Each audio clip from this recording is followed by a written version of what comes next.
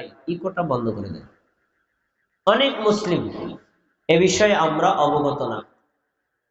আমি নিজের নাম ধরেন আব্দুল্লাহ, বাবার নাম আব্দুর রহমান, দাদার নাম আব্দুর রাজ্জাক, এইভাবে বংশ পরস্পরায় আমরা মুসলমান। ইসলাম কাকে বলে জানি না, মুসলিম কাকে বলে জানি না, ইমান কাকে বলে জানি না, মুমিন কাকে বলে জানি না, ইমান ভঙ্গের কারণ কি জানি না, ইমান এবং ইসলামের আরকান কি জানি না, তাওহীদ কাকে বলে জানি না, সুন্নাত কাকে বলে জানি না। অথচ বয়স আমার 70 পার হয়ে গেছে, চেহারার দাড়ি অর্ধেক পেকে গেছে, এক পা কবরে যাওয়ার মতো উপক্রম, এরপরে আমরা ইসলামের এই বিষয় সম্পর্কে একেবারেই আমাদের কোনো জ্ঞান নেই। তাহলে আমরা অনেকে ধরে নিয়েছি হিন্দু ধর্মে যেরকম ধর্ম জানা যেমন জরুরি না, ঠাকুরের কথা মানলে হয়, খ্রিস্টান ধর্মে ধর্ম এবং ধর্মগ্রন্থ পড়া যেমন জরুরি না, ধর্মযাজক পাদ্রী কথা মানলেই চলে। অনেকে মনে করেছি ইসলামও মনে হয় এমন একটা ধর্ম, কোরআন এবং হাদিস আমাদের জানা দরকার নাই, পড়ারও দরকার নাই, শোনাও খুব বেশি লাগে না। আমাদের মসজিদের ইমাম সাহেব আছেন, তিনি যা জানাজান নামাজ পড়েন, সন্তান জন্ম নিলে সপ্তম দিনে আকিকা করার সময় মিলাদ পড়ায় যান, নামাজের পরে মোনাজাত করেন, জুমার দিনে দোয়া করেন, আর লাগে কি? এই তো হয়ে গেছে। কিন্তু আসলে কি ইসলাম এরকম অনুষ্ঠান সর্বস্ব ধর্ম, না ইসলাম জ্ঞানের ধর্ম? কথা বলতে হবে সবাই। ইসলাম কিসের ধর্ম? জ্ঞানের ধর্ম। প্রথমে আমি আপনাকে একটা প্রমাণ দিই, কোরআন হাদিস থেকে না, বাস্তব প্রমাণ। কথা বলবেন। আমাদের নবী সাল্লাল্লাহু আলাইহি ওয়াসাল্লাম সৌদি আরবে যখন জন্মগ্রহণ করেছেন, বড় হয়েছেন, শৈশব কৈশোর পার করে 40তম বছরে উপনীত হয়েছেন, ওই সময়ে ইসলামের ইতিহাসে ওই সময়টাকে একটা নাম দেওয়া হয়েছে। এই নামটার নাম হলো আইয়ামে জাহিলিয়া। বলেন শব্দটা কি? এই নামটা কি শুনছেন আপনারা? আইয়ামে জাহিলিয়া। আইয়াম মানে যুগ, আইয়াম মানে সময়কাল, জাহিলিয়া মানে অজ্ঞতা, মূর্খতা, বর্বরতা, অশিক্ষিত অথবা নিরক্ষরতা। রাসূল যেই যুগে আসলেন, যুগটার নাম কি? জ্ঞানের যুগ ছিল না অজ্ঞতার যুগ?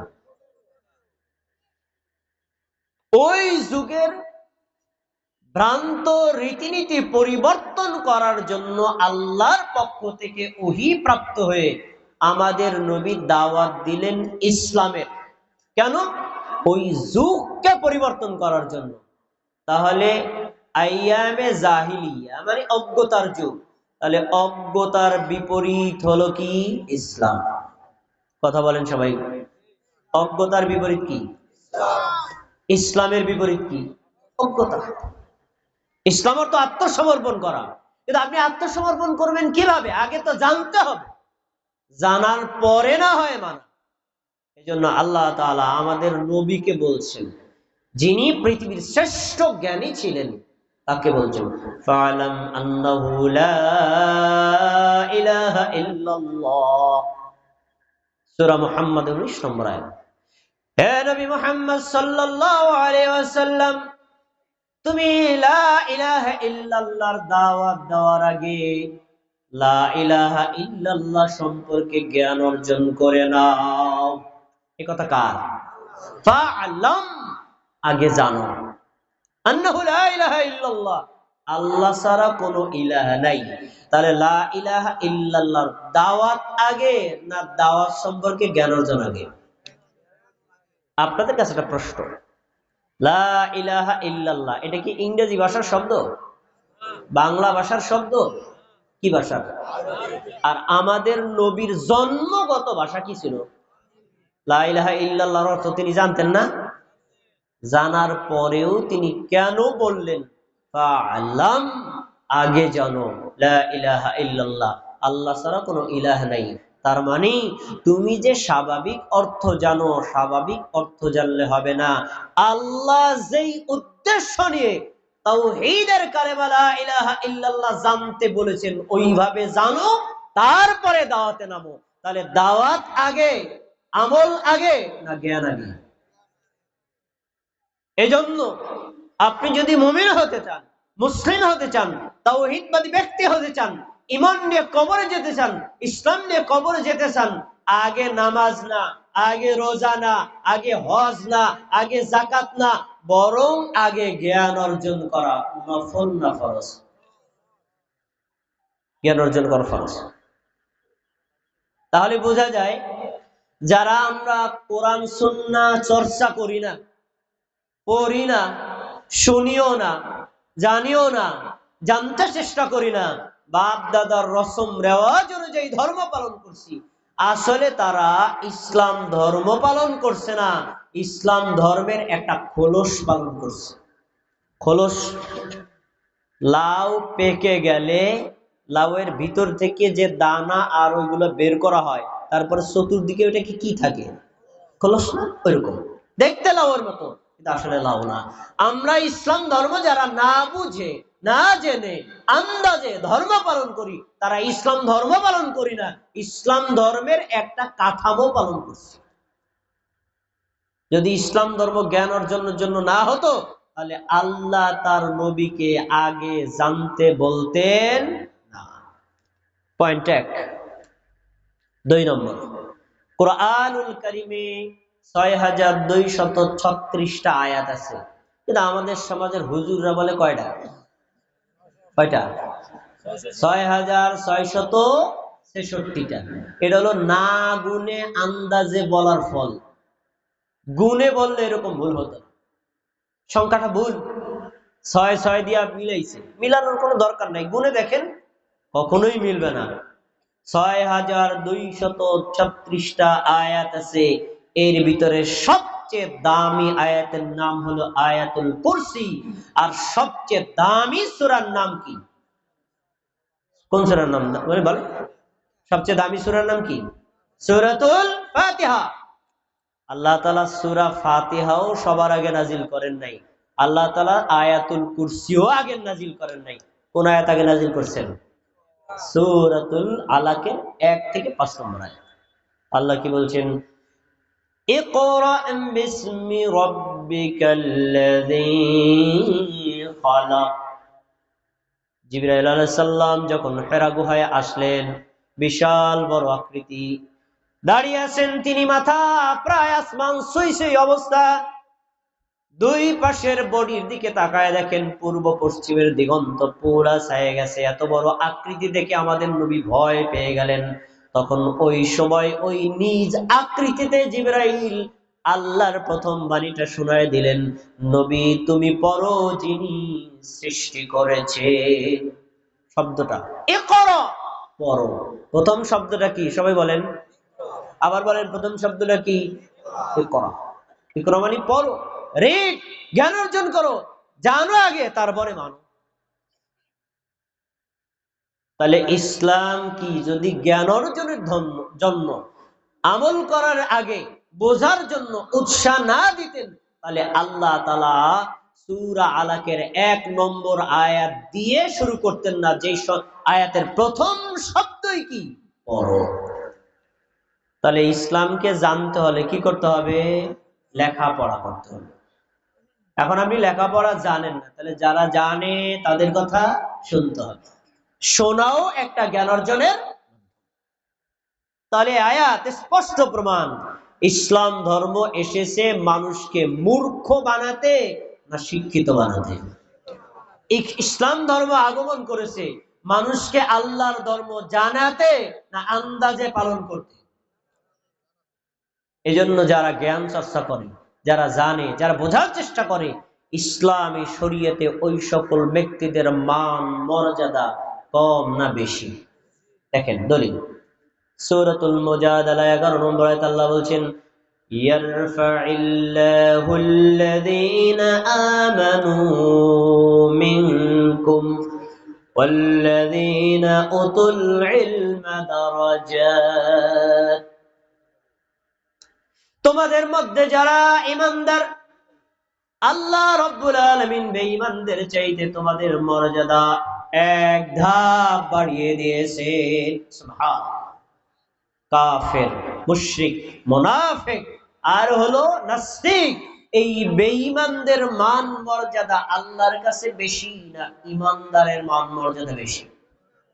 এই আয়াতটার দলিল। 1 নম্বর পয়েন্ট মনে রাখেন, পৃথিবীর মানুষকে আল্লাহ 2 ভাগে ভাগ করলেন। 1 হলো বেঈমান, 2 হলো ইমানদার। বেঈমানের চাইতে ইমানদারের দাম আল্লাহর কাছে কম না বেশি? আপনারা কি ইমানদার না বেঈমান? আপনাদের মান মর্যাদা বেশি, বলেন আলহামদুলিল্লাহ। 2 নম্বর, আপনারা এখানে যারা আছেন ইমানদার হওয়া সত্ত্বেও সবার জ্ঞান কিন্তু একরকম, পার্থক্য আছে না নাই? এবার আল্লাহ বলছেন ওয়াল্লাযীনা উতুল ইলমা দারাজাত, তোমাদের মধ্যে যারা মুমিন, তোমাদের মধ্যে যারা মুসলিম, এই মুমিন মুসলিমদের মধ্যে যারা জানে, যারা বোঝে, যারা জ্ঞান চর্চা করে, যারা শোনে, যারা বুঝে শুনে ধর্ম পালন করে, অন্যান্য মুমিনদের চাইতে জ্ঞানী মুমিনদের মান আল্লাহর নিকটে অনেক অনেক গুণ বেশি। সুবহান। খেয়াল করেন, বেঈমানের চাইতে মুমিনের মর্যাদা 1 ধাপ বেশি। আর মুমিনদের মধ্যে যারা জ্ঞান চর্চা করে, জ্ঞানহান মুমিনদের চাইতে তাদের মর্যাদা অনেক অনেক বেশি। সুবহানাল্লাহ। তাহলে ইসলামী শরীয়তে জ্ঞানের দাম আছে না নাই? ইসলামী শরীয়তে জ্ঞানের দাম অনেক বেশি, কিন্তু আমরা জ্ঞানকে মূল্যায়ন করি না। দেখেন জ্ঞানের মান, জ্ঞানের মর্যাদা কত বেশি। একটা হাদিস আপনাকে শোনাই। এই যে আপনারা শীতকালীন সময় একদম সেই মানে গোসাইরহাট থেকে, হাটুরিয়া থেকে লোক আসছে, দূর কি কম না বেশি? আপনাদের কষ্ট হবে, কষ্ট করে এসেছেন, টাকা ভাড়া যাবে, এত দূর থেকে এসেছেন শুধু একমাত্র আল্লাহর সন্তুষ্টির জন্য ইলম অর্জন করতে। অন্য কোনো স্বার্থ আসেনি, অন্য কোনো স্বার্থ আসেনি। যারা এসেছেন তাদের জন্য সুসংবাদ। রাসূলুল্লাহ সাল্লাল্লাহু আলাইহি ওয়াসাল্লাম বলেছেন, মান সালাকা তরিকান ইয়াতলুবু বিহি ইলমান সাহালাল্লাহু লাহু তরিকান ইলাল জান্নাহ। কোন আল্লাহর বান্দা, কোন আল্লাহর বান্দি, কোন নারী, কোন পুরুষ যদি ইলম তালাশ করার জন্য, ঈমান বোঝার জন্য, ইসলাম বোঝার জন্য, তাওহীদ বোঝার জন্য, শিরক এবং সুন্নাত বিদআত কুফর বোঝার জন্য, জ্ঞান চর্চা করার জন্য, হাদিস পড়ার জন্য, হাদিস শোনার জন্য, কোরআন শোনার জন্য, কোরআনের জ্ঞান অর্জন করার জন্য ঘর থেকে বেরিয়ে যায়, যেই রাস্তায় চলে, আল্লাহ ওই ব্যক্তির জন্য জান্নাতের রাস্তাটাই সহজ করে দেন। কি সহজ করেন? কি সহজ করেন? আমাদের এখানে আসার উদ্দেশ্য কি? পরকালে জাহান্নামে যাওয়া না জান্নাত পাওয়া? তো আল্লাহ নবী সাল্লাল্লাহু আলাইহি ওয়াসাল্লাম বলছেন, যে ব্যক্তি ইলম তালাশ করার জন্য রাস্তায় চলে, সে যেন জেনে রায় ওই রাস্তার মাথায় আছে জান্নাত। সুবহানাল্লাহ। তাহলে জ্ঞানের রাস্তায় কি আছে? জান্নাত। ইলমের রাস্তায় কি আছে? জান্নাত। আপনি যদি জান্নাতে যেতে চান, অবশ্যই আপনাকে ইসলাম বুঝতে হবে, ইসলামের জ্ঞান অর্জন করতে হবে, হয় পড়ে না হয় শুনে, দুইটার একটা। ইলম অর্জন করার জন্য অগণিত ফজিলাত হাদিসের সামনেও আছে। রাসূলুল্লাহ সাল্লাল্লাহু আলাইহি ওয়াসাল্লাম বলেন, কোন আল্লাহর বান্দা বান্দি যদি ইলম তালাশ করার জন্য রাস্তা থেকে বের হয়ে যায়, রাস্তা দিয়ে চলাচল করে, আল্লাহর রহমতের ফেরেশতারা তাদের ডানাগুলো ওই রাস্তায় বিছায়া দিয়া বলে, আল্লাহর বান্দা তুমি আমার ডানার উপর দিয়ে পাড়া দিয়ে যাও। সুবহানাল্লাহ। রহমতের ডানা বিছায়া দেন। কেন? আপনার সম্মানে। তাহলে জ্ঞান অর্জন করলে সম্মান বাড়ে না কমে? বাড়ে। এই জ্ঞান অর্জন করার বহু মাধ্যম আছে। আত-তাকওয়া মাদ্রাসা, এই মাদ্রাসায় আপনার সন্তান, আপনার নাতি, আপনার পুতি তারা যেমন পড়ে, তারা যেমন ইলম চর্চা করতে আসে, আপনি যদি আল্লাহর সন্তুষ্টি নিয়ে তাকে ভর্তি করে দেন, তাহলে আপনিও নেকি পাবেন, যে এই সন্তান আসছে ও নেকি পাবে। আর আপনি বৃদ্ধ বয়সে জুমার খুতবা শুনতে আসেন ইলম অর্জন করার জন্য, ওয়াজ মাহফিলে আসেন ইলম অর্জন করার জন্য, লক্ষ্য যদি আল্লাহর সন্তুষ্টির জন্য হয়, আল্লাহ আপনার জন্য ফেরেশতাদের ডানা বিছানোর ব্যবস্থা করে দিবেন। কেন? শুধু ইলমের সম্মান। ইলম এত বড় দান, ইলমের মান, ইলমের মর্যাদা কি কোরআনে একাধিক জায়গায় আল্লাহ কিছু উদাহরণ দিয়েছেন। আমি একটা সারাংশ আপনাদের সামনে পেশ করছি। উদাহরণটা কি? আল্লাহ তাআলা বলছেন, ওয়ামা ইয়াস্তাউিল আ'মা ওয়াল বাসীর। শোনো, চক্ষুওয়ালা যে চোখ দিয়ে দেখে আর যে লোকটা অন্ধ, দুই ব্যক্তি কি সমান হতে পারে? আপনারা বলেন। অন্ধ আর চোখ দিয়ে দেখে, দুই লোক কি একরকম? চক্ষুওয়ালা মানুষ আর অন্ধ মানুষ যেমন সমান হতে পারে না, আলো আর অন্ধকার যেমন সমান হতে পারে না, দুর্বল আর শক্তিশালী যেমন সমান হতে পারে না, দিন আর রাত যেমন সমান হতে পারে না, অন্ধকার আলো যেমন সমান হতে পারে না। যারা জ্ঞান চর্চা করে আর যারা জ্ঞান চর্চা করে না, যারা কোরআন হাদিস জানে আর যারা কোরআন হাদিস জানে না, যারা কোরআন হাদিস শোনে আর যারা কোরআন হাদিস শোনে না, উভয় দল কখনো সমান হতে, কথা বলে, সমান হতে পারে? আল্লাহ তাআলা প্রশ্ন করছেন সূরাতুল জুমারের 9 নম্বর আয়াত। আল্লাহ বলছেন, কুল হাল ইয়াস্তাবিল্লাযীনা ইয়া'লামুন ওয়াল্লাযীনা লা ইয়া'লামুন। নবী তুমি বলো। আল্লাহর নবীকে আল্লাহ শিখাইয়া দিয়েছেন আমাদেরকে প্রশ্ন করার জন্য। আমরা প্রশ্নটা শুনবো, আল্লাহর প্রশ্ন শুনে আমরা উত্তর দেব। হাল ইয়াস্তাবিল্লাযীনা ইয়া'লামুন ওয়াল্লাযীনা লা ইয়া'লামুন। তোমরা বলো তো, যারা জানে আর যারা জানে না, যারা বোঝে আর যারা বোঝে না, যারা শোনে আর যারা শোনে না, যারা জ্ঞান অর্জন করে আর যারা জ্ঞান অর্জন করে না, যারা বুঝে ধর্ম পালন করে আর যারা বুঝে ধর্ম পালন করে না, যারা তাওহীদ সম্পর্কে জানে আর যারা জানে না, যারা সুন্নাত সম্পর্কে জানে আর যারা জানে না, দুই দল কি সমান হতে পারে? উত্তর দেন। সমান হতে পারে? তাহলে উত্তম কারা? যারা জানে। অধম কারা? যারা জানে না। উত্তম কারা? যারা জ্ঞান অর্জন করে। উত্তম কারা? যারা কোরআন হাদিস পড়ে। উত্তম কারা? যারা কোরআন হাদিস শোনে। আর অধম কারা? যারা কোরআন হাদিস পড়েও না, শোনেও না। এরকম বধির মানুষ আমাদের সমাজে আছে না? সে নিজেও জানে না, জানার কোনো মাধ্যমও রাখে না। এই লোকটা হলো অধম। উত্তম আর অধম কখনো সমান হতে পারে না। উত্তর দিলেন আপনারা, উভয় দল সমান না। এখন আল্লাহ এই প্রশ্ন করে আপনাদের একটা কথা বলছেন, ইন্নামা ইয়াতাযাক্কারু উলুল আলবাব। কিয়ামত পর্যন্ত আগত মানুষেরা তোমরা শোনো, আমি যে তোমাদেরকে প্রশ্ন করলাম উত্তর আমি বলি নাই, তোমরাই তো উত্তর দিলা। যারা জানে তারা উত্তম, যারা জানে না তারা অধম। তোমরা নিজেরা যেহেতু আত্মস্বীকৃতি দিয়েছো, এবার তোমরা অধমের তালিকায় থাকবা নাকি উত্তমের তালিকায় থাকবা? বলেন। আপনারা নিজেরাই বলছেন উত্তম যারা তারা ভালো, অধম যারা তারা খারাপ। এখন আপনি চিন্তা করেন আপনি কোন তালিকায় যাবেন।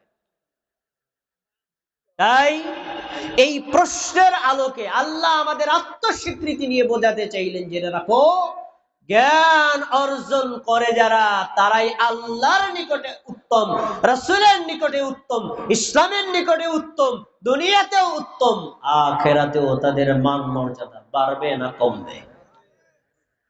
তাই আমাদেরকে ইসলাম সম্পর্কে জ্ঞান অর্জন করতে হবে।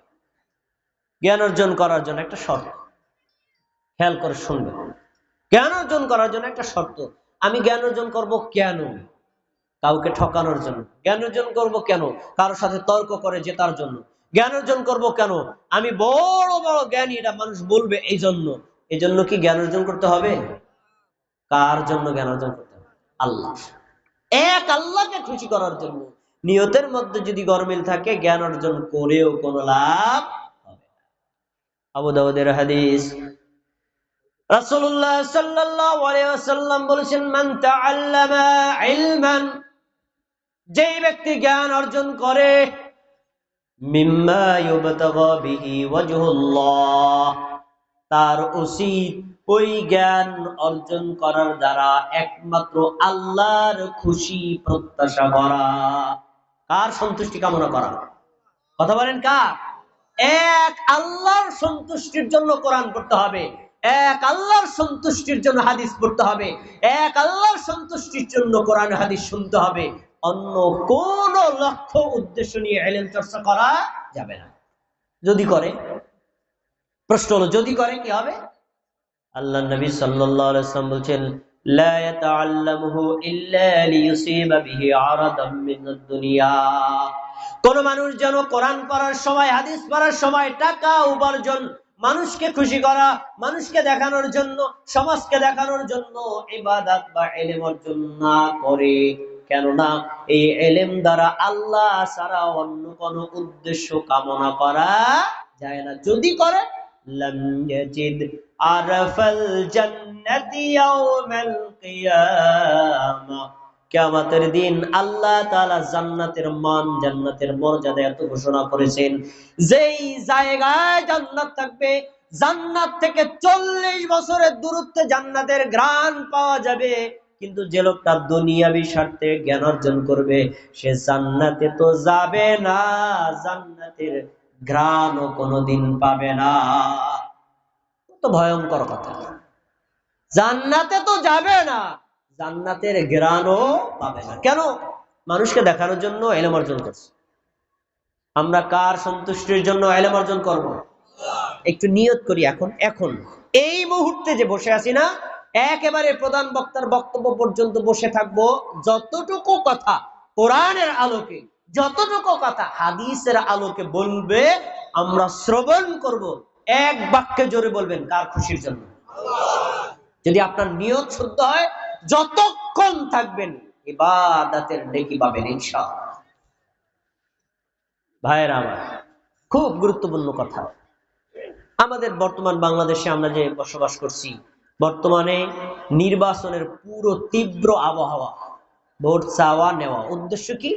প্রত্যেক দল ক্ষমতায় যাবে, ক্ষমতায় গিয়ে কি করবে? নিজের আধিপত্য বিস্তার করবে, তাই তো? তাই না? কারণ তারা মনে করে মানে ক্ষমতাটাই হলো সবচেয়ে বড়, ক্ষমতাবিহীন দুনিয়াতে কিছুই করা যায় না। এজন্য তারা দেখা যায় ক্ষমতার লোভে তাওহীদের ব্যাপারে ছাড় দেয়, ক্ষমতার লোভে তারা সুন্নাতের ব্যাপারে ছাড় দেয়, ক্ষমতার লোভে তারা অনেক কথা জেনেও না জানার ভান ধরে, ক্ষমতার লোভে তারা অনেক সত্যকে মিথ্যায় পরিণত করে। এই অভ্যাস আমাদের দেশে রাজনৈতিক নেতৃবৃন্দের মধ্যে আসে না? নাই? খেয়াল করে শুনে রাখুন, দুনিয়াতে আপনি যদি সত্যিকারের প্রতিষ্ঠিত হতে চান, তাহলে আপনার ক্ষমতা না, লাগবে জ্ঞান। কি লাগবে? কথা বলেন। জ্ঞান। জ্ঞান আপনার ক্ষমতা, আপনার শক্তিমত্তাকে স্থায়ী করবে। আর আপনি যদি ক্ষমতা পান, যতদিন ক্ষমতায় আছেন ততদিন, এরপরে শেষ। ক্ষমতাটা অস্থায়ী, আর জ্ঞানের যুদ্ধটা হলো স্থায়ী। প্রিয় ভাইয়েরা আমার, আপনি ক্ষমতায় যাবেন শুধু সিম্পল ছোট্ট একটা দেশ বাংলাদেশের, আর সারা পৃথিবী খ্রিস্টানরা কন্ট্রোল করে, সারা পৃথিবী ইহুদিরা কন্ট্রোল করে। ক্ষমতা দিয়ে করে না, নলেজ, জ্ঞান দিয়ে করে। কি দিয়ে করে? জ্ঞান দিয়ে করে। এই জন্য ইসলাম আসলে ক্ষমতার যুদ্ধের চাইতে জ্ঞানের যুদ্ধটাকে সবচেয়ে বেশি মূল্যায়ন করেছে। একটা চাক্ষুষ দৃষ্টান্ত দেই। ভারতীয় উপমহাদেশের মধ্যে একজন বিখ্যাত আন্তর্জাতিক দাঈ ইলাল্লাহ আছেন, যিনি মানুষকে আল্লাহর দিকে ডাকেন। ব্যক্তির নামটা কি আপনাদের জানা আছে? ডক্টর জাকির নায়েক। হ্যাঁ, নাম সঠিক। উনি যে সারা পৃথিবীব্যাপী মানুষকে আল্লাহর দিকে ডাকেন। ওনার হাতে পিস্তল আছে কয়টা? রাইফেল আছে কয়টা? মেশিন গান আছে কয়টা? পারমাণবিক বোমা আছে কয়টা? ক্ষমতা আছে কি? উনি কি প্রধানমন্ত্রী, রাষ্ট্রপতি? না, উনি সারা পৃথিবীকে জ্ঞানের যুদ্ধে পরাভূত করে ইসলামটাকে সমুন্নত করেছে। আলহামদুলিল্লাহ। তাহলে ইসলামকে যদি সত্যিকারের রাষ্ট্রীয় বিজয়, পৃথিবীব্যাপী বিজয় দেখতে হয়, তাহলে আপনাকে ক্ষমতার যুদ্ধে না, জ্ঞানের যুদ্ধে অবতীর্ণ হতে হবে। আমার নিজের থেকে বলি না। এবার যান সহিহ বুখারী, কিতাবুল ইলম।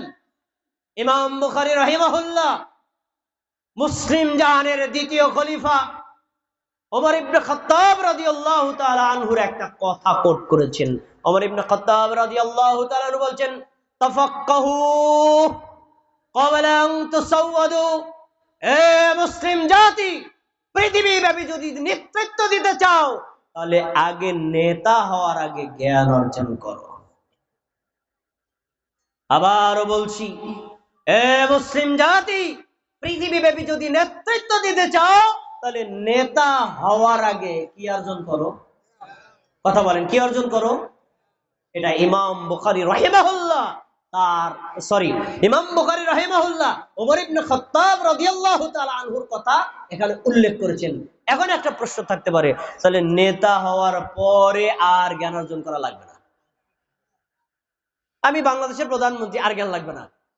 আমি বাংলাদেশের রাষ্ট্রপতি, আর জ্ঞান লাগবে না? এরকম আছে না? আমাদের ধারণা আছে। আমাদের দেশে বহু রাষ্ট্রপতি, বহু মন্ত্রী অতিবাহিত হয়েছেন, সূরা ফাতিহাও সঠিকভাবে তেলাওয়াত করতে পারেন না। এমন মন্ত্রী পিছনে গেছে না নাই? কিন্তু শুনুন, আপনি যদি পৃথিবীব্যাপী নেতৃত্ব দিতে চান, আপনাকে জ্ঞান অর্জন করতে হবে নেতা হওয়ার আগে। এখন নেতা হওয়ার পরে লাগবে কি লাগবে না, এই কথার প্রশ্নের উত্তর 1450 বছর আগে ইমাম বুখারী রাহিমাহুল্লাহ তিনি বলছেন, ওয়াতাফাক্কাহু বাদা আন তুসাওয়াদু। আরে নেতা হওয়ার আগে তো জ্ঞান অর্জন করবা, নেতা হওয়ার পরেও জ্ঞান অর্জন করতে হবে। তার মানে জ্ঞান অর্জনের কোনো টাইম নাই, আছে? বয়স নাই, সময় নাই। এনি টাইম আপনাকে কোরআন পড়তে হবে, এনি টাইম আপনাকে হাদিস পড়তে হবে। ইসলামের বেসিক জ্ঞান আপনার জন্য অর্জন করা ফরজ। যতদিন পর্যন্ত পৃথিবীর মুসলমানরা সত্যিকারের জ্ঞানী কোরআন, সত্যিকারের জ্ঞানী হাদিস, সত্যিকারের তাওহীদ এবং সুন্নাহর জ্ঞান অর্জন করতে না পারবে, সাথে সাথে বর্তমান পৃথিবীর তথ্য প্রযুক্তির গুণ, তথ্য প্রযুক্তি এবং বিজ্ঞানের বিষয়ে উন্নত হতে না পারবে, ততদিন পর্যন্ত মুসলমান যতবারই ক্ষমতায় যাক, ইসলামকে বিশ্বব্যাপী বিজয়ী করতে সক্ষম হবে না। জ্ঞান ইসলামের সবচেয়ে বড় গুরুত্বপূর্ণ বিষয়, কিন্তু বড় কষ্টের বিষয়। আমার আগে মাসুম ভাই আলোচনা করেছেন, আমি আলোচনা শুনেছি। তিনি বলেছেন, আমরা অনেকে মুসলমান, যদি বলি ভাই মুসলিম অর্থ কি জানে না, ইসলাম অর্থ কি জানে না। এই আপনি যে মুমিন বলেন, ঈমান অর্থ কি জানে না। না জানা লোকের সংখ্যা এই মালতকান্দি এলাকায়, শরীয়তপুর জেলা এলাকায় কম না বেশি? না জানা লোকের সংখ্যা কম না বেশি? বেশি। জানে না। আমরা ধর্ম পালনকারী, ইসলাম অর্থ কি জানে না। আমরা ঈমান গ্রহণ করেছি, ঈমান অর্থ কি জানে না। ঈমানের রুকন কয়টি জানে না, ইসলামের রুকন কয়টি জানে না।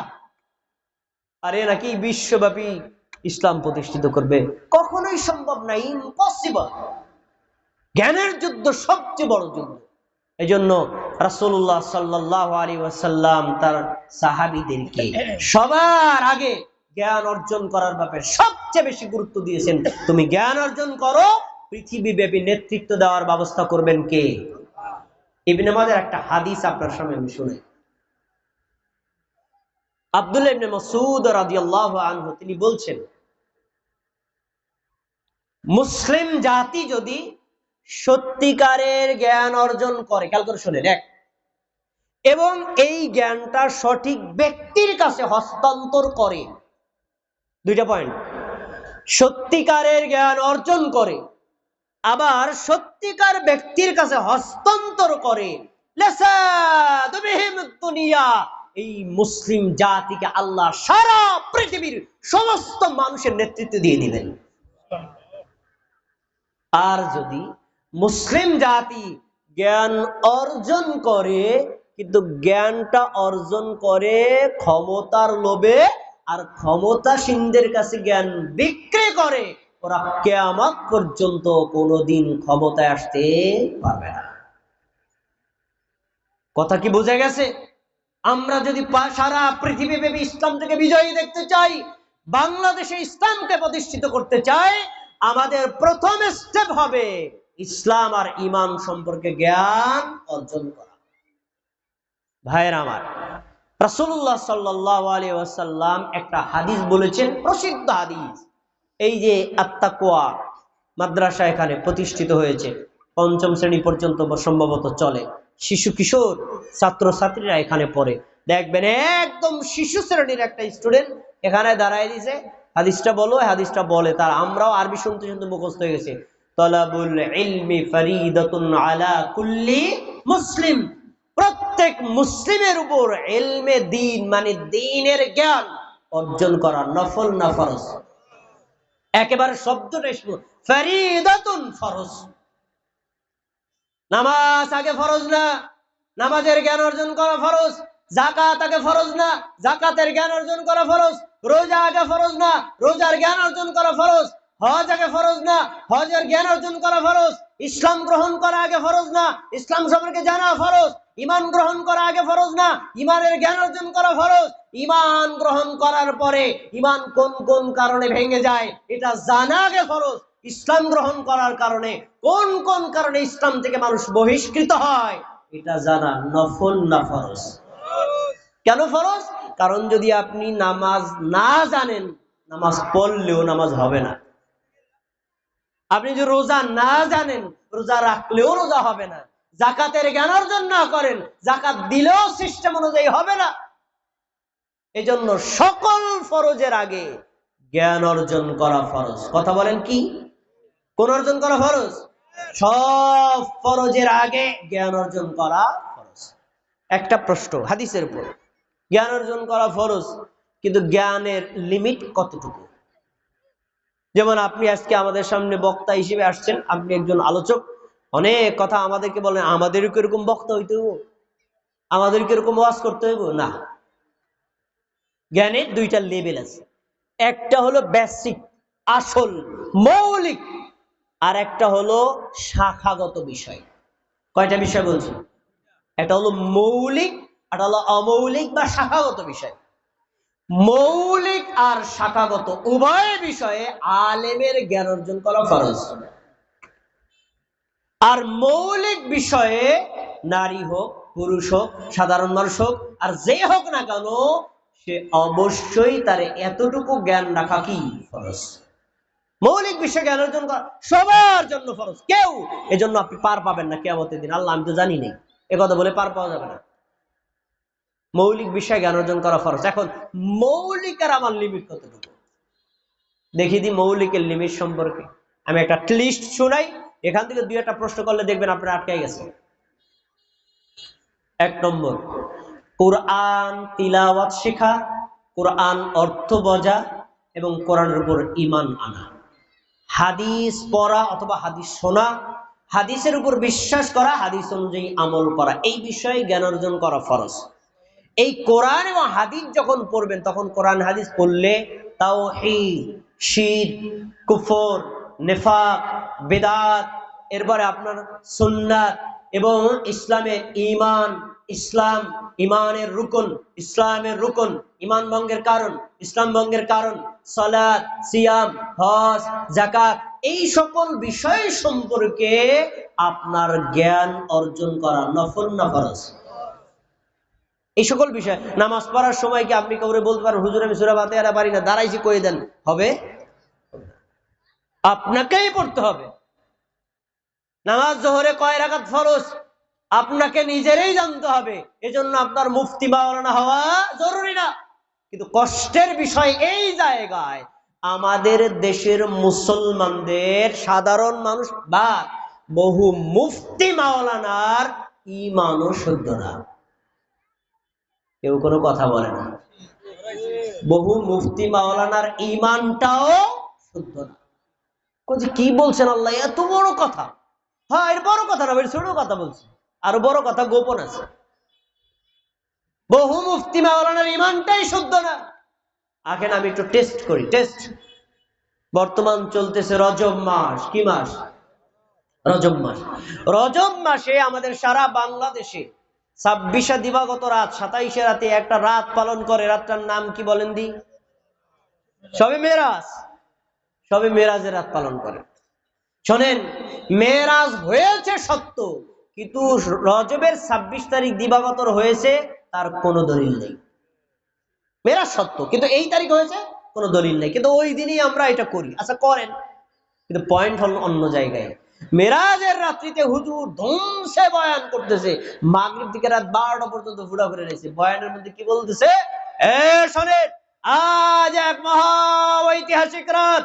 এই রাতে আমাদের নবী মুহাম্মদ সাল্লাল্লাহু আলাইহি সাল্লামকে আল্লাহ তার সাথে সাক্ষাৎ করার জন্য প্রথম আসমান, দ্বিতীয় আসমান, তৃতীয় আসমান, চতুর্থ আসমান, পঞ্চম আসমান, ষষ্ঠ আসমান, সপ্তম আসমান ভেদ করে আল্লাহর সাথে দেখা করায় আবার আল্লাহ একই রাতে বাইতুল্লাহ ফেরত দিয়েছেন। বলেন সুবহানাল্লাহ। কি সুবহানাল্লাহ বলেন? কথা সত্য তো, কথা সত্য। হুজুরের ওয়াজ শেষ, খিচুড়ি টিচুড়ি খাইয়া এবার হুজুরের রুমে যাবে। হুজুর মেরাজের ঘটনা চমৎকার ভাবে বলছেন, আমি বুঝছি। তা আল্লাহ তাআলা তার নবীকে 7 আসমান ভ্রমণ করায় আমার দুনিয়াতে ফেরত দিলেন। আমাদের নবী কার সাথে দেখা করতে গেছিলেন? বলবে আল্লাহর সাথে। তাহলে আল্লাহ কোথায় আছেন? এখন হুজুর কি বলবে বলেন দি? আল্লাহ সব জায়গায় আছে। সবাই আমার কথা শোনেন, আমি আবার রিপিট করছি। 7 আসমান ভেদ করে আমাদের নবী আল্লাহর সাথে সাক্ষাৎ করতে গেছেন। তারপরে সেখান থেকে আবার দুনিয়াতে ফেরত আসছেন। বললো কে? হুজুর। আছে কোথায়? কোরআন হাদিসে। এবার হুজুরে জিজ্ঞেস করলাম, হুজুর তাই আল্লাহ আছে কোথায়? কয় সব জায়গায়। কি কথা কি হুজুরের ঠিক আছে না ভুল? একটা ওই যে 2 এ 2 এ 4, 2 এ 2 এ 5, দুইটাই ঠিক, একটা ঠিক। যদি হুজুর বলেন আল্লাহ সব জায়গায় আছে, তাহলে আমাদের নবী মেরাজ করেছেন, এটা মিথ্যা। কারণ কি? আল্লাহর নবী যেখানে আছেন ওখানেও তো আল্লাহ আছে। আর যদি বলেন যে মেরাজের ঘটনা সত্য, আমাদের নবী আল্লাহর সাথে 7 আসমান রূপে দেখা করতে গেছে, তাহলে আল্লাহ সব জায়গায় নাই। আল্লাহ কোথায় আছে? সবাই জোরে বলেন কোথায় আছে? একেবারে স্পষ্ট আয়াত, সূরা তাহার 5 নম্বর আয়াতে আল্লাহ বলেছেন, আর রহমানু আলাল আরশি ইস্তাওয়া, দয়াময় আল্লাহ আছেন কোথায়? সবাই বলেন আরশের উপরে। তাহলে আমি এদের কি বুঝাইলাম? হুজুর মুফতি মাওলানা, এর আগে আবার পীরে কামেলও লেখা আছে, হুজুর নিজেই জানেন আল্লাহ কোথায় আছে। তার হুজুর ইমান ঠিক আছে? এই হলো হালাত। এবার আপনাদের ট্রাই করি, আপনাদের ইমান কতটুকু পাক্কা আছে। আমি যারা চিনি এরকম উত্তর দিবেন না, আমি যাকে চিনি না তারা উত্তর দিবেন। আমাদের ধর্মের নাম কি? ইসলাম অর্থ কি? সবাইকে একমত? অনেকে চুপ রয়েছে, ভাই বলে নাই, আব্দুল মালিক বলে নাই, অনেকে বলে নাই। আমাদের দেশে একটা প্রসিদ্ধ অর্থ আছে, ইসলাম মানে শান্তি। এ কথাটা কি প্রসিদ্ধ না? ইসলাম অর্থ কি? ইসলাম অর্থ শান্তি। কিন্তু না, ইসলাম অর্থ শান্তি না। ইসলাম মানে আত্মসমর্পণ করা, ইসলাম মানে আনুগত্য করা, ইসলাম মানে অনুসরণ করা, ইসলাম মানে মেনে নেওয়া। ইসলাম অর্থ আত্মসমর্পণ না। কিন্তু আমরা ভুল অর্থটা জানি। কেন জানি? কারণ ইসলাম আমরা গ্রহণ করেছি বাপ দাদার পাওয়া রসম রেওয়াজ থেকে। ইসলাম সম্পর্কে আমাদের কোনো গবেষণা নাই। ইসলাম সম্পর্কে জ্ঞান অর্জন করা ফরজ। এবার বলেন তো, এই যাদেরকে চিনি তারা উত্তর বলবেন না, ইসলাম এর খুঁটি কয়টা? কয়টা খুঁটি? 5টা খুঁটি। প্রথম খুঁটি কালেমায়ে শাহাদাত, দ্বিতীয় খুঁটি সালাত, তৃতীয় খুঁটি সিয়াম বা যাকাত, আর চতুর্থ খুঁটি সিয়াম, পঞ্চম খুঁটি যাকাত। এই 4টা হলো চারদিকে, মাঝখানে একটা, মোট কয়টা হলো? 5টা। এই 5টা খুঁটির নাম হলো ইসলাম, আর উপরের ছাদের নাম হলো জিহাদ। এই 6টা জিনিস মিলিয়ে ইসলাম কমপ্লিট। এখন 6টার নাম যদি ইসলাম হয়, তো যে লোকটা বেনামাজি হে কি মুসলিম? না, পরিপূর্ণ মুসলিম না। 5টা খুঁটি আছে একটা ঘরে, একটা খুঁটি খুলে ফেললে ঘরটা কি কমপ্লিট হলো? না। আমি এ কথা কেন বললাম? আমাদের দেশে বহু মুসলমান আছে, নামাজ পড়ে না, আমি পাক্কা মুসলমান। ওনার সামন দিয়ে এক লোক নামাজে যায়, উনি নামাজ পড়লে কিছে, উনি হজ করলে কিছে, আর আমি নামাজ পড়ি না, ঠিক আছে, ওনার চাইতে আমি ভালো মুসলমান। এরকম দাবি করা মুসলমান বাংলাদেশে একজনও নাই। আছে না নাই? তার মানে উনি ইসলাম কাকে বলে তাই বুঝে নাই, ইসলামই জানে নাই। যদি ইসলাম বুঝতে হয় তাহলে জেনে রাখো, সালাত আদায় না করে মুসলমান থাকা যায় না, তাওহীদের স্বীকৃতি না দিয়ে মুসলমান থাকা যায় না, নবুয়তের স্বীকৃতি না দিয়ে মুসলমান থাকা যায় না, সিয়াম পালন না করলে মুসলমান থাকা যায় না, যাকাত আদায় না করলে মুসলমান থাকা যায় না, হজ পালন না করলে মুসলমান থাকা যায় না। এগুলো যখন যে অবস্থায় ফরজ হবে তখন অবশ্যই আপনাকে আদায় করতে হবে, তবেই আপনি মুসলিম হতে। এগুলো ইসলামের বেসিক জ্ঞান অর্জন করা আমাদের জন্য ফরজ। আসুন এই নামাজ, রোজা, হজ, যাকাত, ঈমান, ইসলাম সম্পর্কে আলোচনা কোথায় পাবো? ইসলামী আইনের উৎস হলো মৌলিক দুইটি, এক কোরআন, দুই হলো সহিহ হাদিস। এই কোরআন এবং সহিহ হাদিসের জ্ঞান অর্জন করলে এগুলো আপনি জানতে পারবেন। কোরআন এবং হাদিসের জ্ঞান অর্জন করা ছোট বড় সবার জন্য ফরজ। স্কুলে ভর্তি হইয়া, মাদ্রাসায় ভর্তি হইয়া না, আপনি যে অবস্থায় করেন, ইসলামী একটা জলসা হয়েছে, আলোচনা শুনলেন, এটাও জ্ঞান অর্জনের একটা মাধ্যম। ওয়াজ মাহফিল হয়েছে, কথাগুলো শুনলেন, এটাও জ্ঞান অর্জনের একটা মাধ্যম। ইমাম সাহেব জুমার দিন খুতবা দেয়, খুতবার সময় মনোযোগ দিয়ে শোনেন, জ্ঞান অর্জনের জন্য, এটাও একটা মাধ্যম। মাধ্যম অনেকগুলো, কিন্তু আপনাকে জ্ঞান অর্জন করতে হবে। মাধ্যম কোনটা আপনি নিবেন আপনার ব্যাপার। দেখেন, আসুন প্রথমে আমরা কোরআন সম্পর্কে। আল্লাহ রাব্বুল আলামিন কোরআনুল কারীম নাজিল করেছেন মুসলিম জাতিদের জ্ঞান অর্জনের মূল উৎস হিসেবে। এই কোরআন যদি কেউ পড়ে, আল্লাহ রাব্বুল আলামিন তাকে জ্ঞান তো দিবেন, পাশাপাশি প্রত্যেকটা হরফে হরফে আল্লাহ নেকি লিখে দিবে। কোরআনের একটা হরফ বা বর্ণ বা অক্ষর বললে কয়টা নেকি? 10টা নেকি। না, আমরা আসলে এভাবে শুনেছি, হাদিসটা এইভাবে আসে না। সুনানে তিরমিজির হাদিস, রাসূলুল্লাহ সাল্লাল্লাহু আলাইহি ওয়াসাল্লাম বলছেন, মান ক্বারা হারফাম মিন কিতাবিল্লাহ, যেই ব্যক্তি আল্লাহর কিতাব কোরআনের একটা হরফ পড়বে, ফালাহু বিহি হাসানা, ওই একটা হরফের বিনিময়ে আল্লাহ তাকে একটা নেকি দিয়া দিবেন। কয়টা নেকি? আপনারা শুনছেন কয়টা? এই হাদিসে একটা বলা হইলো যে সামনে আপনাদের কথা আসতেছে, এরপরে বলা হয়েছে ওয়াল হাসানাতু বিআশরি আমসালিহা। আমার সাহাবীরা শোনো, কোরআন তেলাওয়াত করলে, একটা বর্ণ পড়লে একটা যে নেকি হয়, এই একটা নেকির মান মর্যাদা অন্যান্য আমলের 10টা নেকির সমান। বুঝায় বলি, আমরা ওযু করে মসজিদে রওনা দিই, খেয়াল করে শোনেন, মসজিদে রওনা দেই না কেন? নামাজের জন্য। রাসূল সাল্লাল্লাহু আলাইহি ওয়াসাল্লাম বলছেন, যখন তুমি ওযু করে ঘর থেকে বের হবা, প্রত্যেকটা কদমে আল্লাহ তোমার আমল নামায় একটা করে নেকি দিবেন। বলেন সুবহানাল্লাহ। সবাইকে আমার কথা শুনতেছেন? বোঝার কথা, বোঝার এলে বলো, এলমি আলোচনা হলো বোঝার জন্য, কান খুলে শুনতে হবে। এক কদম দিলাম একটা নেকি, এরকম 10 কদম দিয়েছি, কয়টা নেকি পাইছি? 10টা।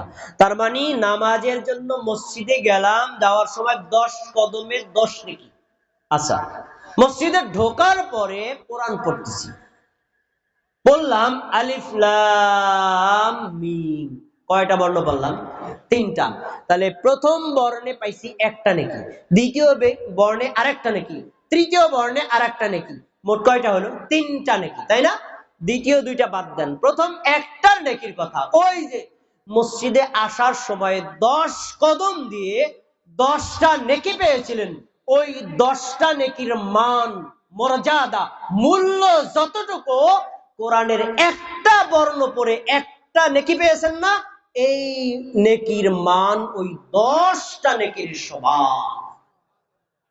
এই জন্য আমরা সরাসরি বলি এক হরফে 10 নেকি না, এক হরফে এক নেকি, কিন্তু ওই একটা নেকির মান মর্যাদা 10টা নেকির সমান। তাহলে হাদিস দ্বারা কি বোঝা যায়? কোরআন পড়লে বেশি নেকি পাওয়া যায় না অন্য আমল করলে বেশি নেকি পাওয়া যায়? কোরআন পড়লে বেশি নেকি পাওয়া যায়। তাহলে কোরআন পড়লে আপনি নেকি পাবেন, হাদিস পাওয়া গেল। আচ্ছা, এবার কোরআন তো আপনি পড়লেন, পড়ার 2টা ধরন আছে। কেউ শিখছে, পড়ার সময় বেঁধে যায়, পারে না, আটকায়া যায়। সদের জায়গায় সিন, আইনের জায়গায় হামজা, উচ্চারণ ক্লিয়ার হয় না, মুখ বাজে। এই এক ধরনের পাঠক। আর এক পাঠকরা আছে যারা একদম হাফিজুল কোরআন, কারিউল কোরআন, চমৎকার ভাবে পড়তে পারেন, যেখানে যতটুকু মদ গুন্না সিফাত আছে সেভাবে পড়তে পারেন। তা দুই ধরনের পাঠক আছেন। আল্লাহ তাআলা দুই ধরনের পাঠকের জন্য দুই ধরনের মর্যাদা লিখেছেন। সুবহানাল্লাহ। এক নম্বর পাঠক যারা আছেন, আপনাদের মতো বৃদ্ধ চাচা এবং দাদার সমতুল্য দাড়ি পাকা মুখ, আগে ছোটবেলায় কোরআন পড়ে নাই, জিহ্বা মোটা হয়ে গেছে, চেষ্টা করার পরেও ঠিকভাবে পড়তে পারে না। আমাদের নবী সাল্লাল্লাহু আলাইহি ওয়াসাল্লাম বলেন, যে ব্যক্তি কোরআন পড়বে, পড়তে গিয়ে বেঁধে যাবে, সঠিক করে উচ্চারণ করতে পারবে না। যেই লোকটা সঠিকভাবে উচ্চারণ করে পড়ে, কারি সাহেব, হাফেজ সাহেব, ওই হাফেজ সাহেব তেলাওয়াত করে যে নেকি পায়, যে লোকটা পড়তে গিয়ে পারে না, বাঁধে, এই লোকটাকে আল্লাহ হাফেজের চাইতে দ্বিগুণ নেকি দিয়া দিবে, ডাবল নেকি। কোরআন পড়লে কি নেকি? ডাবল নেকি।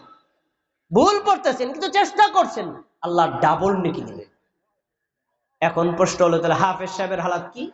পরে বলছেন, আর যে লোকটা কোরআন সুন্দর করে পড়ে, হাফিজুল কোরআন, কারিউল কোরআন, চমৎকার ভাবে কোরআন তেলাওয়াত করে, এই লোকটা কিয়ামতের দিন মা'আস সাফারাতিল কিরামিল বারারা, কিয়ামতের দিন আল্লাহর সম্মানিত ফেরেশতাদের সাথে থাকবে।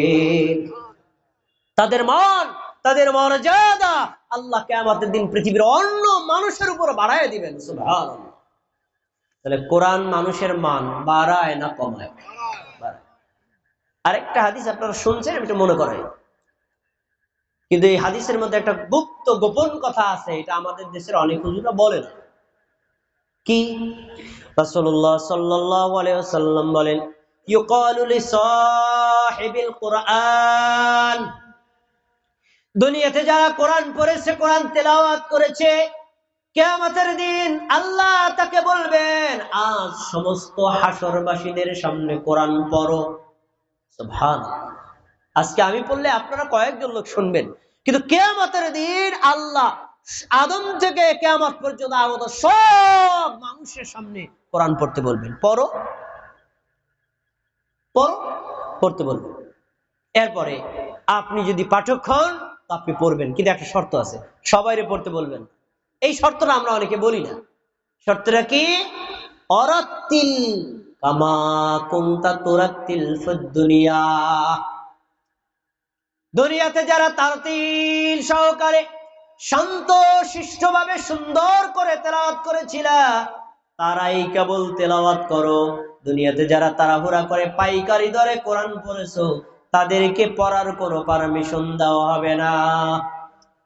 দুনিয়াতে যারা তাড়াহুড়া করছেন, আমাদের কিছু মুসল্লি আছেন, আলহামদুলিল্লাহ রাব্বিল আলামিন রহমান ওয়া মালিকুম মিনাল সিরাতাল লাযিনা আনআমতা আলাইহিম গায়রিল মাগদুবি আলাইহিম ওয়ালাদ দালিন, আমিন। আল্লাহু আকবার, সুবহানাল্লাহি আযীম, সুবহানাল্লাহি আযীম, সামিআল্লাহু লিমান হামিদা, রব্বানা লাকাল হামদ। এই টাইপের লোক আছে না নাই? এদেরকে কিয়ামতের দিন পারমিশন দেওয়া হবে না। চমৎকার করে যারা তারতিল সহকারে পড়ছো, তারা পড়ো। আত-তাকওয়া মাদ্রাসার একজন ছাত্র, একজন ছাত্রী যদি বিশুদ্ধ করে কোরআন শেখে, বিশুদ্ধ করে কোরআন পড়ে, সে আপনার নাতি হোক, ছেলে হোক, অথবা পুতি হোক, আপনার ভাই বেটা হোক, ভাইগনা হোক, আপনার পরিচিত জন হোক, সে যদি পড়ে অথবা আপনি যদি পড়েন, কিয়ামতের দিন তার তিল সহকারে পড়ার আল্লাহ পারমিশন দিবেন। আর পারমিশন দেওয়ার সাথে বলবেন, এই বান্দা ইকরা, পড়ো, ওয়ারতাকি, এক একটা ধাপ জান্নাতের উপরে আরোহণ করো। বলেন সুবহানাল্লাহ। এখন এক একটা ধাপ মানে একটা আয়াত পড়া শেষ, এক ধাপ উপরে, আর একটা আয়াত পড়া শেষ, আর এক ধাপ উপরে। কোরআনে আয়াত আছে কয়টা বলছিলাম আগে, মনে আছে? কয়টা? ৬,২৩৬টা। যারা তার তিল সহকারে কোরআন তেলাওয়াত করেছে, আল্লাহ রাব্বুল আলামিন, সে আত-তাকওয়া মাদ্রাসার ছাত্র হোক, ছাত্রী হোক, আপনি যদি অভিভাবক হন, ওইভাবে তার তিল সহকারে পড়েন, কিয়ামতের দিন আল্লাহ আপনাকে পারমিশন দিবেন, পড়ো আর ওঠো। তুমি পড়বা, যেইখানে তোমার পড়া শেষ, ওখানেই তোমার জান্নাতে থাকার জায়গা। সুবহানাল্লাহ। কোন আল্লাহর বান্দা বান্দি যদি পুরো কোরআন তারতিল সহকারে পড়ে, আল্লাহ রাব্বুল আলামিন কিয়ামতের দিন ওই ব্যক্তিকে ৬২৩৬টা স্তর উপরে জান্নাত দান করবেন। সুবহানাল্লাহ। এরকম ফজিলাত কিয়ামতের দিন আমাদের জন্য হোক, আমরা চাই নাকি চাই না? আমাদের এটা প্রত্যাশা, কিয়ামতের দিন সমস্ত মানুষের সামনে যদি আপনাকে সম্মানিত করে, আপনি কতটা গৌরব বোধ করবেন। কিন্তু আমরা তো এটা এখনো অনুভব করতে পারি না। যদি এমনটি আপনারা প্রত্যাশা করেন, তাহলে আত্তাকওয়া মসজিদ, আত্তাকওয়া মাদ্রাসার সাথে আপনি যে কোনো ভাবে যুক্ত থাকবেন। আপনার ছেলে দিয়ে, আপনার মেয়ে দিয়ে, আপনার নাতি দিয়ে, আপনার পুতি দিয়ে, আপনার ভাইগনা ভাই বেটাকে ভর্তি করে, অথবা একজনকে সুপারিশ করে, ভাই এখানে একটা মাদ্রাসা হয়েছে, আপনার সন্তানকে দেন। ও যদি কোরআন হাদিস শেখে, আপনি কি পাবেন? আপনার সুপারিশেও যদি সে ভর্তি হয়, সে যতদিন পর্যন্ত ইলম চর্চা করবে, প্রত্যেকটা ইলম এবং আমলের নেকি পৌঁছায়া দিবেন কি? আল্লাহ। তাই আমাদের ইলমের সাথে যুক্ত থাকতে হবে। আমি আরেকটা বিষয় বলে আমি অন্য বিষয়ে দুই চারটা কথা বলবো। একটা খুব গভীর কথা। আমরা ওয়াজে গেলে লাইলি মজনুর কাহিনী, ইউসুফ জুলেখার কাহিনী, বিভিন্ন কিস্সা গল্প বলে পুরো টাইম শেষ। এক গল্প হুজুর ধরছে, অর্ধেক শেষ করে কবে আমার সময় শেষ, রওনা দিলাম। হুজুর যে ঘটনাটা ধরছিল এত চমৎকার, হুজুর শেষ করতে পারলো না রে। তো শেখার কি পাইলেন, আমলের কি পাইছেন? এখন কিছু খুঁজে পায় না। এমনটি হয় নাকি? হয় না? কিন্তু শোনেন, কানে মজা এটা ওয়াজ না, গল্প শোনা এটা ওয়াজ না। যদি ওয়াজ থেকে আপনি শিক্ষণীয় কোনো কথা রিসিভ করতে না পারেন, এই ওয়াজ কোনো মূল্য নাই। এখন একটা কথা বলো, চমৎকার শিক্ষণীয় কথা যা অ্যাভেলেবেল সব জায়গায় পাওয়া যায় না। দেখি এই কথাটা বোঝার জন্য আপনাদের আমার দিকে তাকায়া কিছু প্রশ্নের উত্তর দেওয়া লাগবে। রাজি আছেন তো ইনশাআল্লাহ? ১ নম্বর প্রশ্ন, কবরে গেলে কয়টা প্রশ্ন করা হয়? কেউ বলছেন ৩টা, কেউ বলছেন ৪টা, কেউ বলছেন ৩টা, কেউ বলছেন ৪টা। যারা ৪টা বলছেন তাদেরটাও ঠিক, আর যারা ৩টা বলছেন তাদেরটাও ঠিক। ২টা ঠিক হয় কেমনে? আপেক্ষিক ঠিক। আপেক্ষিক ঠিক মানে যেই যেই জায়গায় ওই জায়গায় ঠিক, সব জায়গা না। শুনে নেন, এতদিন পর্যন্ত যারা জানতেন কবরে ৩টি প্রশ্ন করা হবে, এই ৩টা প্রশ্ন হলো কমন। পৃথিবীর যে মানুষ নাস্তিক, আস্তিক, হিন্দু, বৌদ্ধ, খ্রিস্টান, মুসলিম, বেঈমান, যেই মারা যাক তাকেই প্রশ্ন করা হবে। ৩টা প্রশ্ন। আর যদি লোকটা মুমিন হয়, যদি লোকটা মুসলিম হয়, তাহলে তাকে আর একটা প্রশ্ন করা হবে। আমরা কি মুমিন না? আমাদেরকে 4টা প্রশ্ন করা হবে। কয়টা প্রশ্ন? সবাই বলেন কয়টা প্রশ্ন? 4টা প্রশ্ন, এবং প্রশ্নের উত্তর জানা আমাদের জন্য দরকার। তাইলে আপনি বুঝবেন ইসলামী শরিয়াতে জ্ঞানের মর্যাদা, ইলমের মর্যাদা, কোরআনের মর্যাদা, হাদিসের মর্যাদা শুধু দুনিয়াতে না, কবরেও আছে, আখিরাতেও আছে, জান্নাতেও আছে। শুনে নেন ভাইরা আমার, যদি কোনো মানুষ মারা যায়, প্রথম প্রশ্ন হবে মান রব্বুকা, তোমার রব কে? দ্বিতীয় প্রশ্ন হবে বলো তো তোমার দিন কি? তৃতীয় প্রশ্ন হবে বলো তো তোমার নবী কে? এই 3টা প্রশ্ন আপনারা সবাই উত্তর দিবেন। বলেন তো আমাদের রব কে? জোরে বলেন আমাদের রব কে? আমাদের দিন মানে ধর্মের নাম কি? আর আমাদের নবীর নাম কি? মুহাম্মদ সাল্লাল্লাহু আলাইহি সাল্লাম। আপনারা 100তে 100 নম্বর পেয়েছেন। আপনি যদি এই উত্তর কিয়ামতের দিন মানে মৃত্যুবরণ করার পর কবরে দিতে পারেন, তখন ফেরেশতারা আপনার উপর এত খুশি হবে, এত খুশি হবে, তখন আপনাকে খুশি হয়ে একটা প্রশ্ন করবে। সে প্রশ্ন হলো আমা ইলমুকা, তোমার উত্তরটা এত ভালো হলো, এত সুন্দর হলো, এত চমৎকার হলো, 100তে 100 নম্বর পাইলা, তুমি জানলা কিভাবে? প্রশ্নটা কি বলেন? তুমি জানলা কিভাবে? বলেন সবাই বলেন, তুমি জানলা কিভাবে? এই প্রশ্নের উত্তর দিলা, কিভাবে জানছো? আমা ইলমুকা, তোমার জ্ঞান, তোমার বুদ্ধিমত্তা, তোমার বিচক্ষণতা। তার মানে কবরের মধ্যেও জ্ঞানের প্রশ্ন আছে না নাই? সবাইকে আমার কথা শোনে নাই মনে হয়? কবরের মধ্যে জ্ঞানের প্রশ্ন আছে না নাই? আপনি যদি মুমিন হন, আপনি যদি মুসলিম হন, তিনটা প্রশ্ন শুনে ফেরেশতারা খুশি হয়ে যখন তৃতীয় নাম্বার প্রশ্নটা করবে, এই প্রশ্নের উত্তরটাও আপনি দিবেন, তবে আপনার কিছু জ্ঞান অর্জন করতে হবে। এই উত্তরটা হলো, সে বলবে ক্বরাআতু কিতাবাল্লাহ। আমি চমৎকার ভাবে উত্তর কেন দিতে পারলাম শোনেন। এক নম্বর, আমি আল্লাহর কিতাব কোরআন পড়েছি। সুবহানাল্লাহ। তাহলে কবরের প্রশ্নের উত্তর দিতে গেলে কি পড়তে হবে? কথা বলেন, কি পড়তে হবে? কোরআন। ওয়াসাদদাকতু বিহি ওয়া আমানতু বিহি। আল্লাহ কোরআন মাজিদে এ টু জেড যা বলেছেন, আমি কোনোটার মধ্যে কোনো সন্দেহ রাখি নাই। সবগুলো বিনা সন্দেহে, বিনা সংকোচে বিশ্বাস করেছি আর সত্য বলে স্বীকৃতি দিয়েছি। এজন্য আমি তিনটা উত্তর সুন্দরভাবে দিতে পারলাম। এই প্রশ্নের উত্তর শেষ। এবার আল্লাহ আসমান থেকে বলবেন, হাদিসের ইবারত বলছি, ফায়ুনাদি মুনাদিন ফিস সামা। আসমান থেকে একজন ডেকে বলবেন, আন সাদাকা আবদি। ফেরেশতারা শোনো, এই কবরে যেই ব্যক্তি বসা আছে, আমার বান্দা সত্য উত্তর দিয়েছে। সুবহানাল্লাহ। আবার প্রশ্ন, পিছনে যাব, দেখি কার কার মনে আছে। আসমান থেকে একজন বলবে, আমার বান্দা সত্য বলেছে। বলেন তো এই কথাটা বলবেন কি? তাহলে আল্লাহ কোথায় আছে? একেবারে স্পষ্ট, দেখছেন? কবরের প্রশ্নোত্তর ব্যাপারে বলা আছে, আসমান থেকে আল্লাহ বলবেন, এ আমার বান্দা সত্য বলেছে। না, আল্লাহ কোথায় আছে? আসমানের উপরে।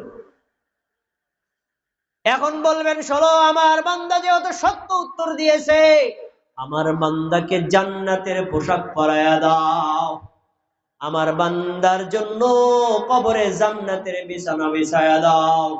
আমার বান্দা দৃষ্টি দিলে তার চোখের পর যেই পর্যন্ত যায়, কবরটাকে প্রশস্ত করে দাও।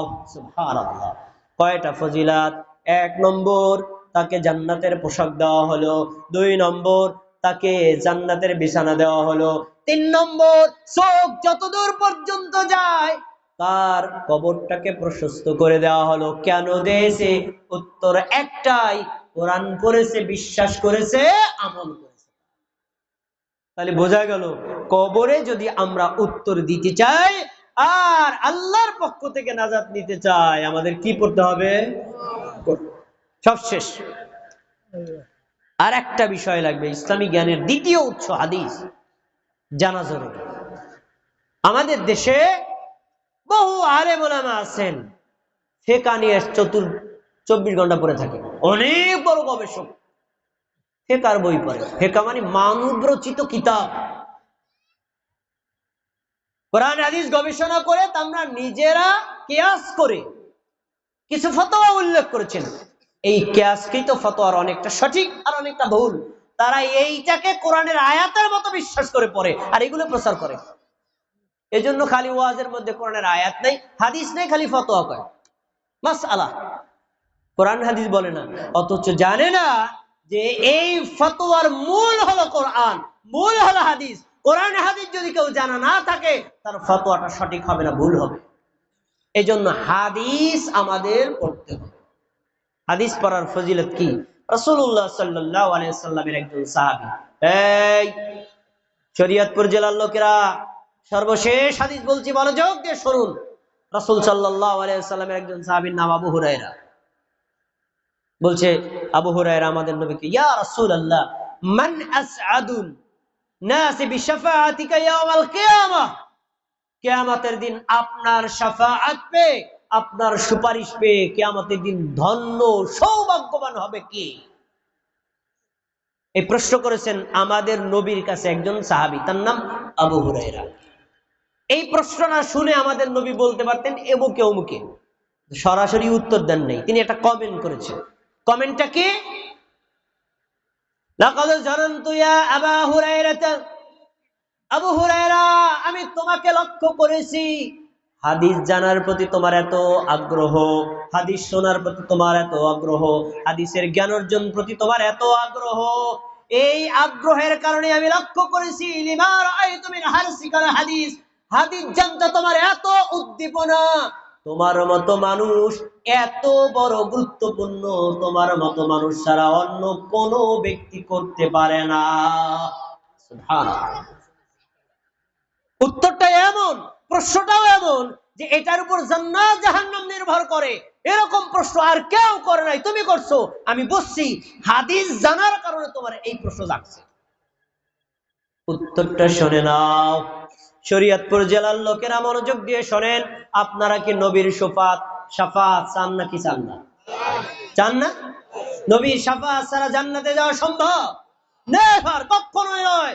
নবীর শাফাত ছাড়া কোন উম্মতে মুহাম্মাদি জান্নাতে যেতে পারবে না। এমন কি পূর্ববর্তী উম্মতের হিসাবও শুরু হবে না আমাদের নবীর শাফাত ছাড়া। শাফাত লাগবে নাকি লাগবে না? কিন্তু একটা কথা বলি, আমাদের দেশের কিছু মানুষ আহলে হাদিসের উপর মিথ্যা অপবাদ দেয়। আমি একজন আহলুল হাদিস আলেম, মিথ্যা অপবাদ দেখায় আহলে হাদিস ধারে কাছে যাবেন না, বাইতুল জান্নাত জামে মসজিদের জুমার খুতবা কোনোদিন শুনতে যায় না, গেলে গোমরা হয়ে যাবেন। কে করে? ওরা নবীরে অস্বীকার করে, নবীর মুহাব্বতকে অস্বীকার করে, আর ওরা নবীর শাফাতও মানে না। এরকম মিথ্যা অপবাদ দাতা আমাদের সমাজে আছে না নাই? মিথ্যা কথা। আমরা নবীকে অস্বীকার করি, কে বলেছেন? এই আমি নবীর হাদিস শোনাইলাম, যদি নবীরে অস্বীকার করি তো নবীর হাদিস আপনার কাছে আমি বলতাম? এটাকে বলা হয় তথ্য সন্ত্রাস। জনগণকে ভুল দিকে ডাইভার্ট করে নিয়ে যাওয়া, জনগণকে সত্য থেকে বঞ্চিত করা, এগুলো যারা করে ফাতাল্লু আদাল্লু, ওরা নিজেরাও গোমরা, জনগণকেও করছে গোমরা। এমন সমাজে আছে না নাই? শুনে নেন, আমরা নবীর শাফাতকে অস্বীকার করি না, কিন্তু আমরা নবীর শাফাত সবার জন্য উন্মুক্ত করি না, শর্ত দিয়ে দিই। শর্ত কি? যে লোকটা তাওহীদ বিশ্বাস করার পরে শিরিক করবে সে কোনোদিন নবীর শাফাত পাবে না। যে তাওহীদের উপর বিশ্বাস করার পর কুফরি করবে নবীর শাফাত পাবে না। যে লোকটা মুনাফিক সে নবীর শাফাত পাবে না। যে লোকটা সুন্নাত ব্যতীত বিদআতের উপর আমল করে সে নবীর শাফাত পাবে না। নবী বলছেন, আসআদুন নাসি বিশাফাআতি ইয়াউমাল কিয়ামা মান ক্বালা লা ইলাহা ইল্লাল্লাহ। কালেমাটা বলেন তো সবাই, লা ইলাহা বলেন সবাই, লা ইলাহা ইল্লাল্লাহ। আমার উম্মতের মধ্যে যে নারী, যে পুরুষ, যে যুবক, যে যুবতী, যে বাঙালি অথবা যে নন বাঙালি হোক না কেন, কেউ যদি হৃদয় থেকে বিশ্বাসের সাথে লা ইলাহা ইল্লাল্লাহ বলে, কিয়ামতের দিন এই উম্মত আমার শাফাত পেয়ে জান্নাতে চলে যাবে। সুবহানাল্লাহ। তাহলে নবীর শাফাতের জন্য লা ইলাহা ইল্লাল্লাহ ঠোঁট থেকে বলতে হবে না হৃদয় থেকে? ঠোঁট আর হৃদয়ের মধ্যে পার্থক্য কি আসেনি? আমাদের দেশে দেখবেন অনেকে টিয়া পাখি পালে, ময়না পাখি পালে। তো টিয়া পাখিরে কথা শিখাইলে বলতে পারে, জানেন? জানেন টিয়া পাখির লা ইলাহা ইল্লাল্লাহ বলে, লা ইলাহা ইল্লাল্লাহ বলে। তো টিয়া পাখির লা ইলাহা ইল্লাল্লাহর ইমানে কি সে নবীর শাফাত পাবে? কত ঠোঁট দিয়ে পড়ছে, হৃদয় থেকে বলে নাই, বোঝে নাই। আমাদের দেশে বহু মুসলমান আছে লা ইলাহা ইল্লাল্লাহ মানে আল্লাহ ছাড়া সত্য কোনো ইলাহ নাই, ঠোঁট দিয়ে বলছে, কিন্তু সে আল্লাহ ছাড়া কবরে, মাজারে, পীরকে, বিভিন্ন স্থানে গজার মাছকে, কুমিরকে ইত্যাদিকে গিয়ে রুকু সাজদা করে। এমন আমাদের শরীয়তপুর জেলায় আছে না নাই? এই লোক নবীর শাফাত পাবে না। ভাইরা আমার, হাদিসকে যদি হাদিসের মতো জানতে হয়, হাদিসকে যদি হাদিসের মতো বুঝতে হয়, হাদিসকে যদি সালফে সালিহিনের মতো বুঝতে হয়, তাহলে আপনাকে অবশ্যই আত্তাকওয়া মাদ্রাসার সাথে নিজেকে যুক্ত থাকতে হবে আর সন্তানকেও যুক্ত করতে হবে। কেন? আমরা হাদিস বলি হাদিসের মতো, আর আমাদের সমাজের অনেক হুজুর আছেন হাদিস বলে মাযহাবের মতো। আমার একটা চশমা আছে ভাই, সাদা রঙের, এই গ্লাসটা চেঞ্জ করে যদি কালো রঙের গ্লাস লাগাই দেই, চোখে দিলে সারা দুনিয়া কি দেখা যাবে? কালো। সারা দুনিয়া কালো হয়েছে না আমার চশমা কালো? তা আমাদের সমাজের কিছু মুসলমান আছে যারা মাযহাবের চশমা দিয়ে ইসলাম তালাশ করে, মাযহাবের চশমা দিয়ে কোরআন হাদিস পড়ে। ওরা কোরআন হাদিস পড়ে শুধু মাযহাবেই পায়, কিন্তু কোরআন হাদিসের বুঝ পায় না।